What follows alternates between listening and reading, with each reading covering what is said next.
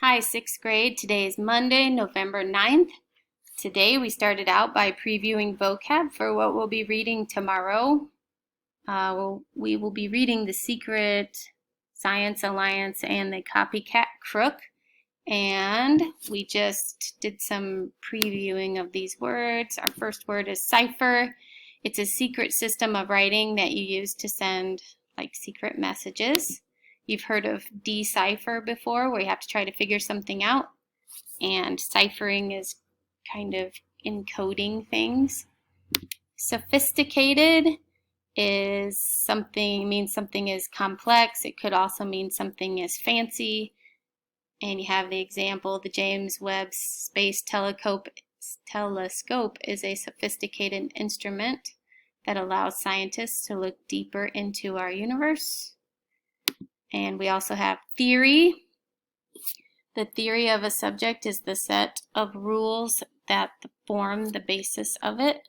Like string theory is a theory in physics. And then you have Sir Isaac Newton came up with the theory of gravity to explain why objects such as apples fall toward the ground. And miscellaneous. A miscellaneous group is made up of different types of things that are difficult to put into one category. We talked about the junk drawer at home, or you might have miscellaneous silverware that doesn't really fit in with the forks or spoons or knives. And then your last word is pursuers. People who are chasing or searching for you are your pursuers. Cheetahs are pursuers of their prey. And then I gave the kids a chance to look through the text a little bit, and you'll see that this is going to be something we haven't read. I'd say you probably didn't read it in fifth grade either, unless you just chose this kind of a book. But we have a graphic novel, and the computer is taking a very long time to get to the next page. Anyway, I give them some time to page through it. We didn't read it today, but since my page is spinning, it's going to look kind of like this.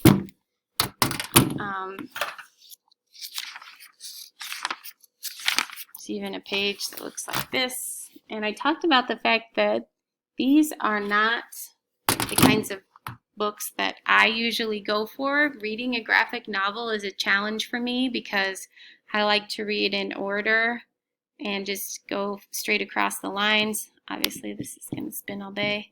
It probably wants me to re-log in. I don't know. Anyway, it doesn't matter. And I don't usually take a lot of time to look at pictures.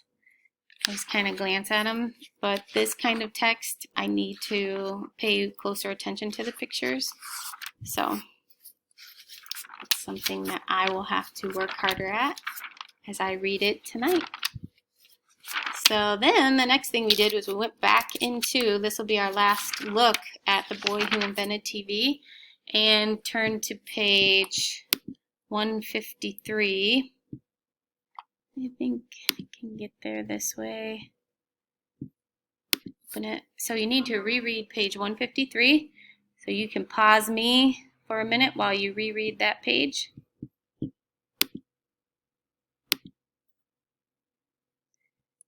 And get my face out of the way there. So you're rereading 7, 8, and 9, and you need to be thinking about transition words. And we took notes today in class, and we just typed in that transition words are words that help tell the sequence of the story, and we said sequence is just the order things happen.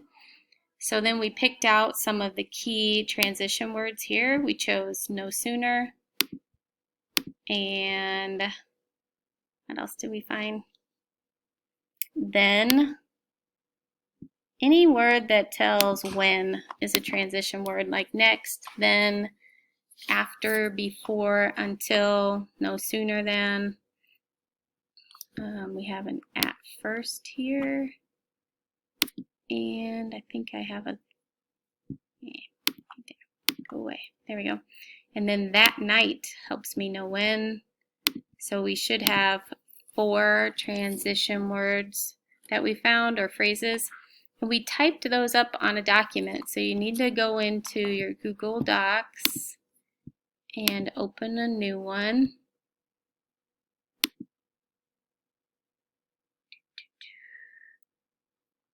Oh, I didn't want to open it. Sorry. I need to go to File. What's the matter here? I want to go to File New. Why isn't it letting me?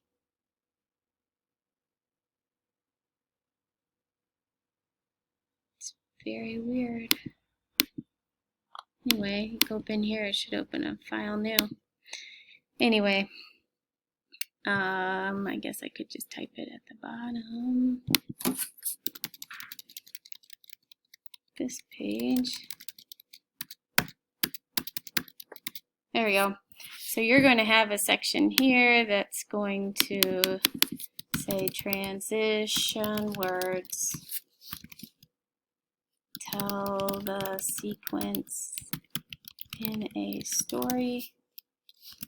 They help tell the order things happen. And then we should have 4 listed. I think we had then, no sooner, at first, that night. That night. So that's what your document should look like so far. Then we turned to page 156 and 157. Please pause me while you read that again, looking for details about the Snake River Valley setting that influenced Philo to become an inventor. So you're thinking about what was Philo's surroundings that helped him want to become an inventor? What did he grow up around that helped him want to become an inventor? So you can certainly highlight anything you find in the text as you're reading. So I'm going to go. And I'd like you to do this on your own first. So hit pause if you haven't yet.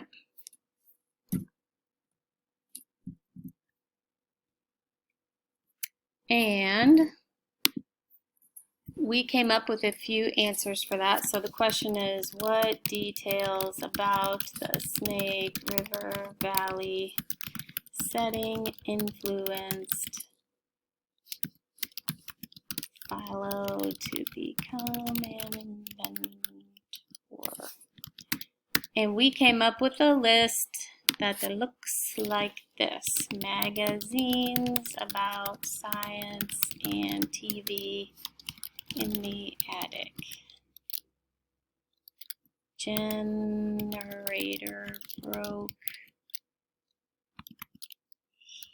Ask questions of repairman. So you can see that we're just making a list. You won a contest. New house was wired for electricity.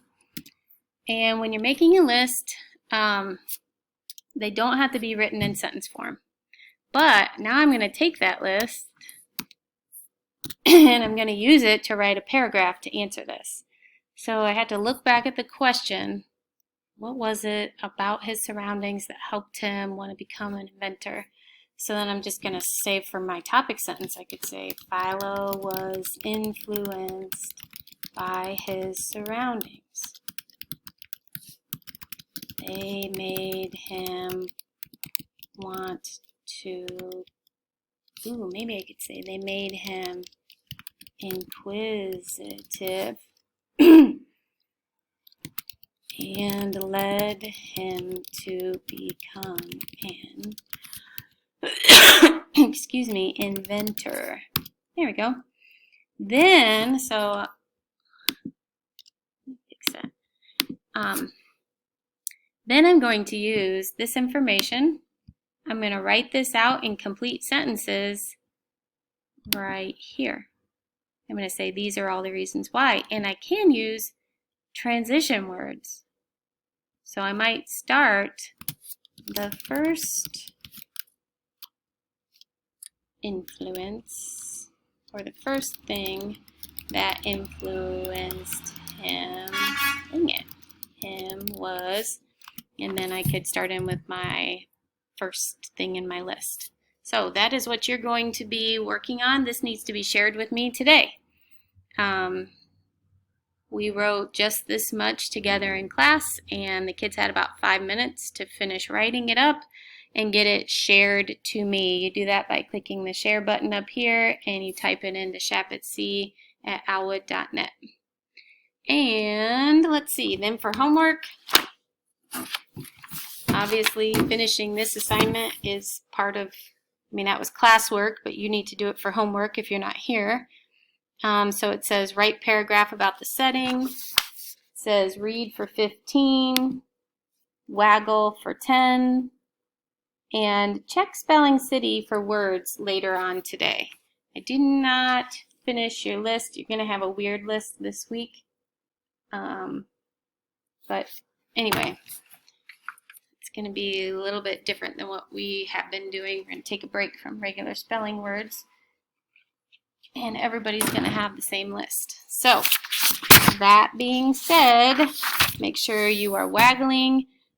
Today, anybody who showed that they were doing the correct number of minutes earned special prizes. So if you are one of those people and you think you did it the correct number of minutes last week, please let me know. I'm looking forward to everybody doing it this week too. Thanks, and have a great day.